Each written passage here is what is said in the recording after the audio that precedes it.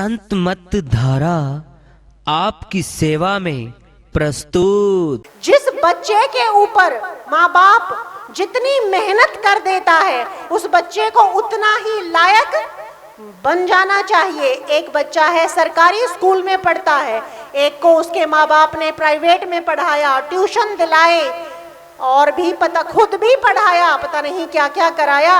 हम वही लोग हैं।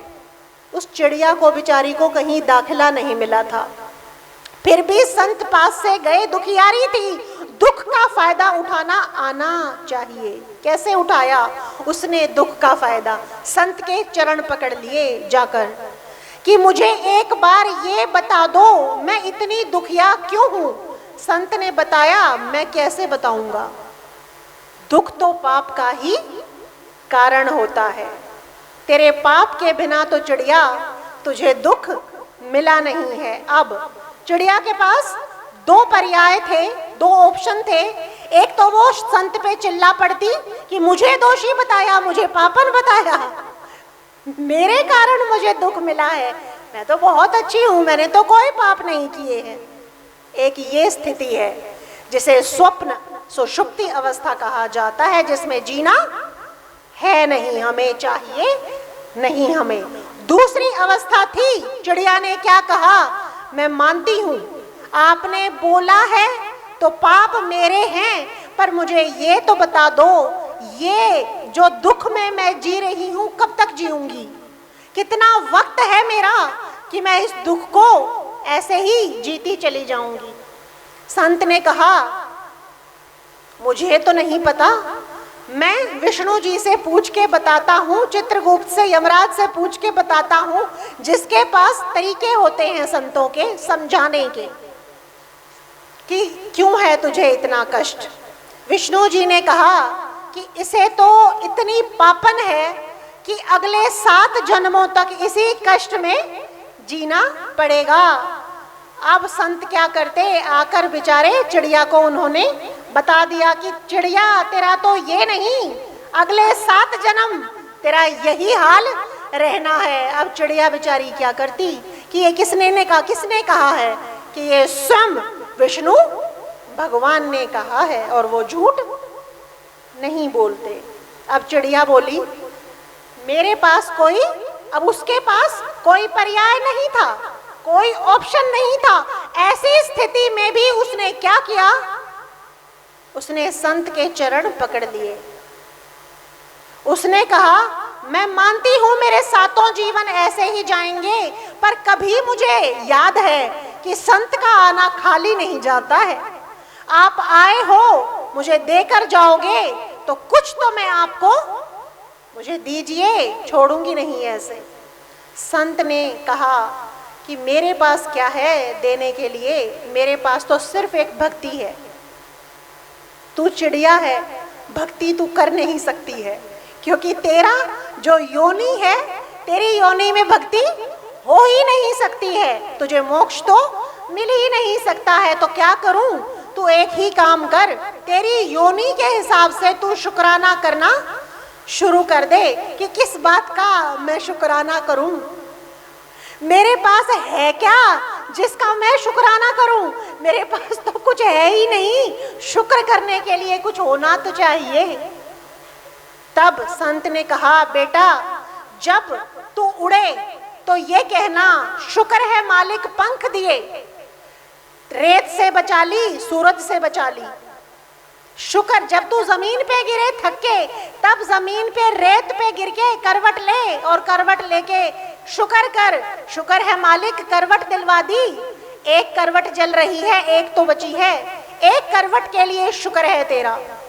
जब दूसरी करवट बदले तब पहली करवट ठंडी हो जाएगी, तब शुक्र कर, पहली तो बची, थोड़ा चैन तो मिला, शुक्र है तेरा। जब तुझे कुछ भी ना मिले तब भी तू ये कह, शुक्र है तेरा, कुछ नहीं मिला, इसमें भी तेरी कोई बहुत बड़ी मर्जी है, शुक्र है तेरा। ऐसा कहना संत सिखाकर चले गए। अब संतों की जो स्वभाव दयालु होते हैं, वो आए, दोबारा से चिड़िया को संभालने आए, तो चिड़िया का क्या देखते हैं, घर है, घोड़े घोंसला है, पेड़ है, पानी है, हरियाली है। तो संत बोले ये मैं कहाँ आ गया हूँ, यहाँ तो तपता रेगिस्तान था। तो वो चिड़िया के पास गए, उसका परिवार था।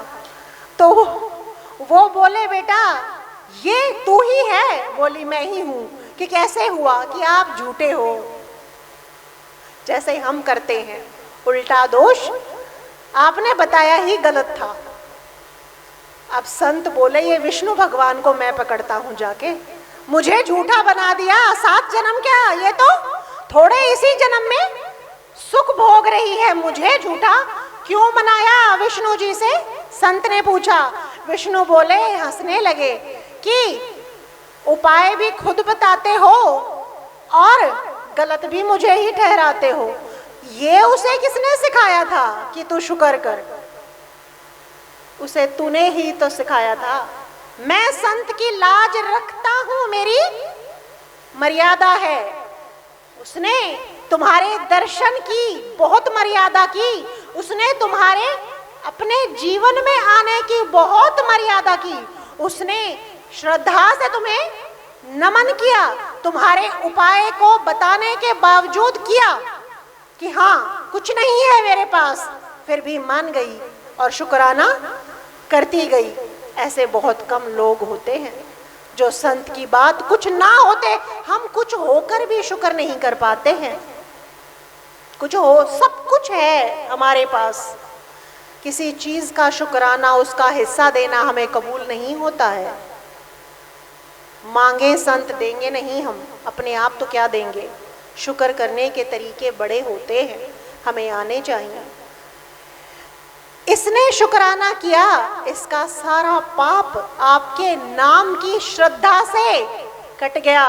संत वो होते हैं जो 7 जन्मों का पाप काटकर उसी जन्म में चिड़िया को सुखी करके चले गए, जिनकी वजह से विष्णु का, चित्रगुप्त का लेखा समाप्त हो गया।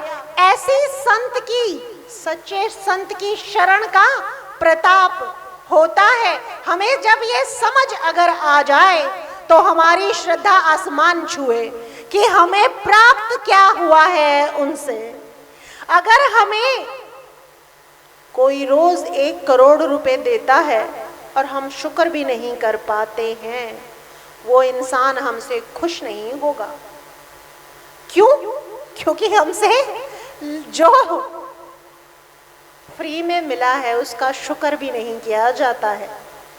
हमें शुक्र करना आना चाहिए। संत के आने से हमारी 84 कट जाती है। संत के दर्शन से हमारे रोज के पाप नष्ट हो जाते हैं। संत के दर्शन करने से हमारी असंख्य बाधाएं टल जाती हैं। गुरु के सिमरण मात्र से नाशत विघ्न अनंत, ताते सर्व आरंभ में ध्यावत हैं सब संत। उनके जिनके याद करने से अनंत विघ्नों की, अनंत बाधाओं की, अनंत पापों का कट जाना संभव हो जाता है। ऐसे संत के दर्शन, उनकी सेवा हमें क्या नहीं दिला सकती है।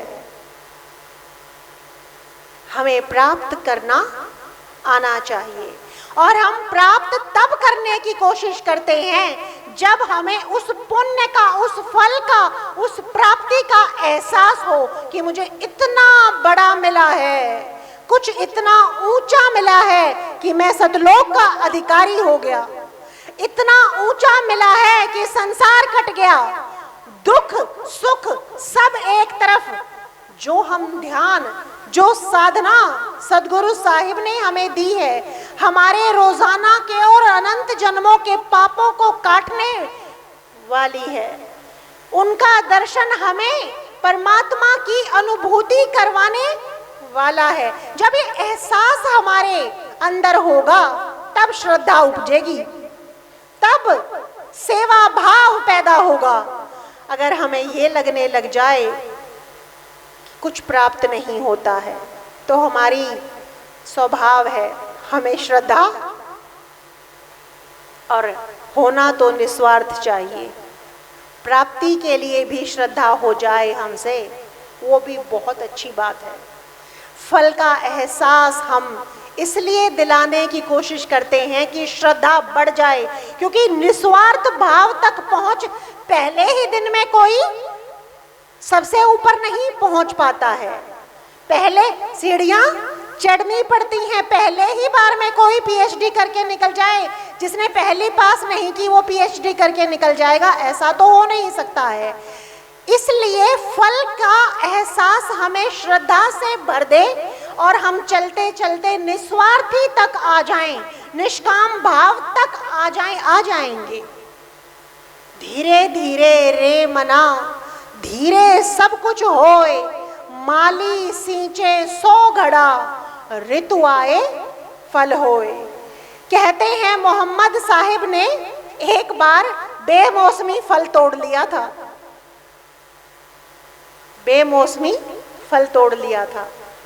कहते हैं उस बात का भी कि उनको ये यकीन था कि मैं छूऊंगा तो ये पक जाएगा, पर वक्त महत्व रखता है। मोहम्मद साहिब को भी उनकी गलती का एहसास हुआ।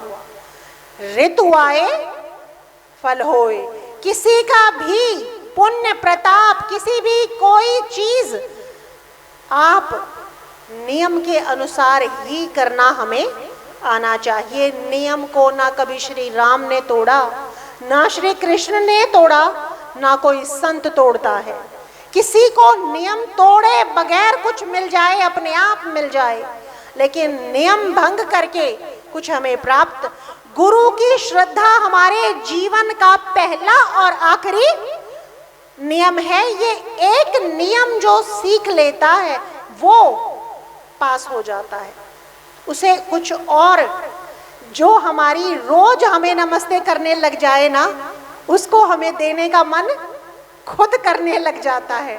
जो हमें रोज आते जाते कुछ और ना करे, बस नमस्ते कर दे, देखो अपना मन टटोल के खुश हो जाते हैं हम कि इसको कुछ, और जैसे ही उसकी जरूरत पड़ेगी उसकी मदद भी करने को अगर हम कर सकें तो तैयार हो जाते हैं।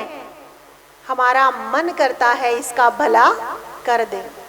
जबरदस्ती किसी से कुछ लिया नहीं जा सकता है। खुश करके कुछ भी ले लो, ऐसा करो सदगुरु साहिब खुश हो जाएं। सलाम ही तो करना है। जब सलाम करने से, प्रणाम करने से हम खुश हो जाते हैं, क्या वो खुश नहीं हो जाएंगे? हम रोज सुबह शाम सलाम करें, हमें वो क्या लगेगा? हमें ऐसे इंसान पर जो हमें रोज दुआ सलाम करता है, प्रणाम करता है, अगर कोई कष्ट आ जाता है हम दुखी हो जाते हैं। उसके कष्ट का निवारण करने की कोशिश भी स्वभावतः करते हैं। तो क्या अगर हम सुबह शाम सलाम ठोकेंगे उन्हें, तो उनका मन नहीं कर जाएगा? दे दे इसे सब कुछ। सलाम करने से इतना कुछ मिल जाता है, तो सेवा करने से, बंदगी करने से, उनकी आज्ञा में चलने से कितना कुछ नहीं मिल सकता है।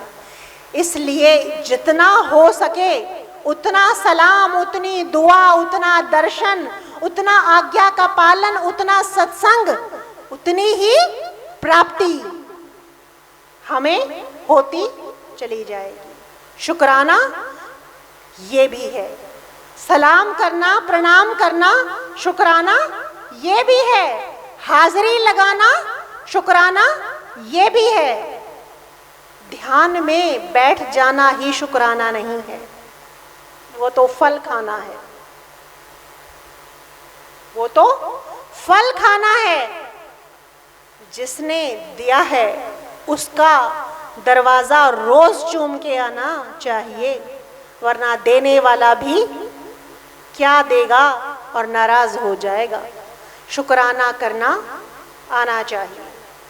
शुक्र करने के सबके अपने तरीके हो सकते हैं। किसी का सलाम करना, किसी का हाजिरी लगाना, किसी का तन की सेवा, मन की सेवा, धन की सेवा, सबके सूरत की सेवा, सबके पास सबके अपने अपने तरीके होते हैं। सेवा, प्रचार की सेवा, किसी की भी सेवा, कोई भी सेवा हम कर सकते हैं। शुक्राना, उन्होंने तो सतलोक दे दिया, हमें कितना शुक्राना करना आना चाहिए। कोई 1 रुपया भी रोज दे दे, हम किसी को 2 रुपये अगर रोज देने लग जाएं, हम उम्मीद करेंगे सामने वाला शुक्राना करे, मेरी बात माने, मेरी आज्ञा में चले, जो मैं कहूं वो करे, जो मैं मना करूं वो ना करे। इतनी उम्मीद हम सिर्फ 2 रुपए किसी को अगर दे दें, जिस नौकर को तनख्वाह पे रखते हैं उससे उम्मीद करते हैं ड्यूटी पूरी करे। और जिन्होंने निस्वार्थ हमें सतलोक दे दिया, ज्ञान दे दिया, 84 काट दिया, उनको हमें किस लेवल का शुक्राना करना चाहिए, ये हमें ही समझना और डिसाइड करना आना चाहिए। क्यों? क्योंकि प्राप्ति किसे होगी? हमें ही होगी। मिलेगा किसे? हमें ही। क्या ऐसा हो सकता है मैं सलाम करूं और आप लोग मेरा पुण्य उठाकर ले जाओ? क्या होता है? जिससे नाम नी अक्षर निर्मल डोरी, तासे काल करे नहीं चोरी। नाम नी अक्षर निर्मल डोरी, उससे तो काल भी चोरी नहीं कर पाता है। इंसान की औकात क्या? अपने लिए कमाना है, कमाना आना चाहिए। सुषुप्ति में नहीं जीना है हमें, स्वप्न में नहीं जीना है हमें, जागृति में जीना है हमें। ऐसी जागृति जो हमारे कर्तव्य, हमारे एहसास हमें निरंतर याद दिलाती रहे। तत्परता से हम गुरु दरबार, गुरु सेवा में आते रहे। इतना हम कर पाएं, बाकी तो गुरु महाराज कर ही लेंगे। उनसे करवाना हमें आना चाहिए। इसलिए मेरा हम सब से यही अनुरोध है कि जितना हम जागृति में अपने कर्तव्य के एहसास में जिएंगे, उतना हमारा ही लाभ होगा और हमें लाभ में जीना जरूर चाहिए। प्रेम से बोलिए श्री सद्गुरु साहिब की जय हो। सतनाम साहिब।